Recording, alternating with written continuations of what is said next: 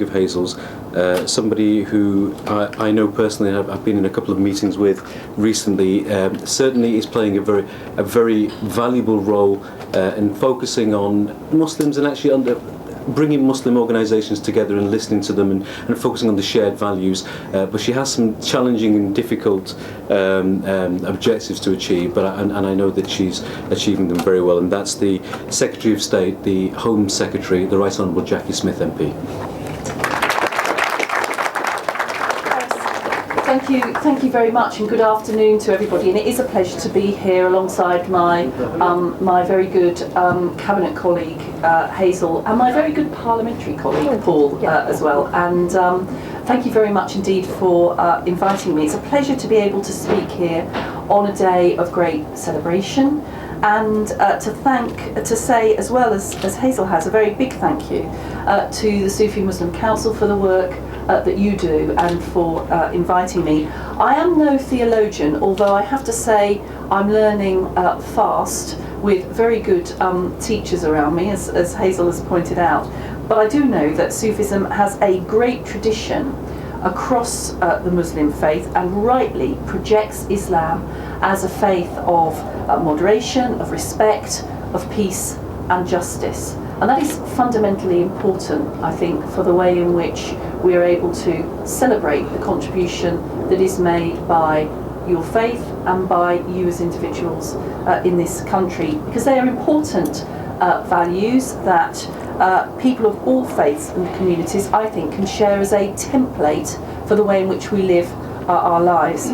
That is a theme, as Harris has said, that I keep coming back to more and more these days, because I firmly believe that the vast majority of people in this country share far more in terms of our common values than separates us, regardless of our faith or our community or our geographical or even our sometimes political background. Respect, justice and common decency are values that I certainly recognise in the vast majority of the people that I meet across Britain, no matter their faith, their age, their background or their colour.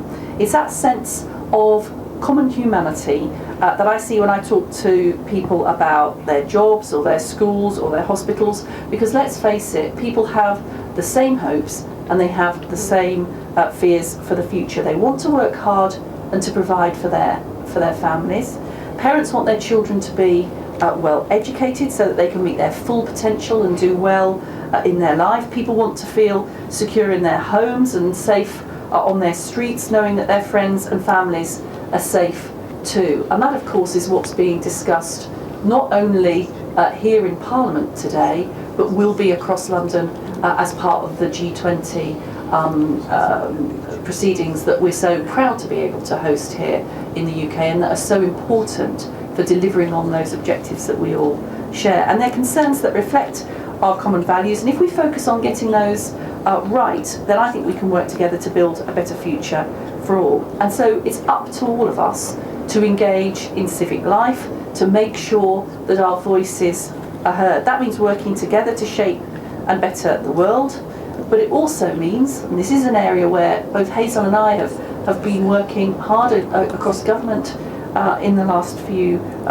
weeks and months, it also means challenging those on the extreme fringes of society whose only thought is to destroy and to try and breed isolation and fear and hatred. We all have a duty to stand up to the bigots and the bullies in society, and that includes those from the far right to animal extremists or anybody else short-sighted enough to imagine that violence and violent extremism is the way forward.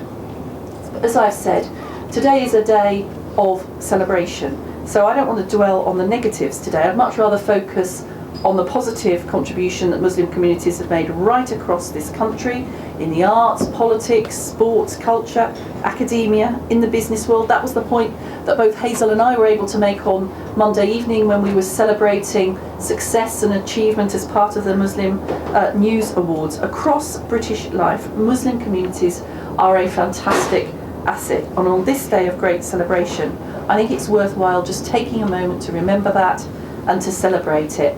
Thank you to the Sufi Muslim Council for inviting me here today. Thank you for making me welcome.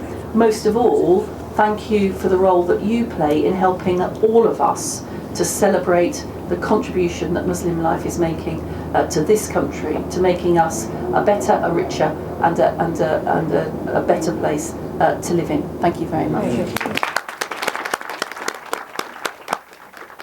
Thank you very much, Home Secretary, for once again those very, very kind words, and I know that you genuinely mean them, so thank you for that. In the spirit of celebration, and before we wrap up, we're going to have one last request from the Naqshbandi Ensemble, and I'm going to ask them just to play a very quick qasida for us. And then afterwards we'll have the votes of thanks from the new Executive Director and dua from Maulana Jacky. So for the final time, please give a big warm welcome to the Naqshbandi Ensemble.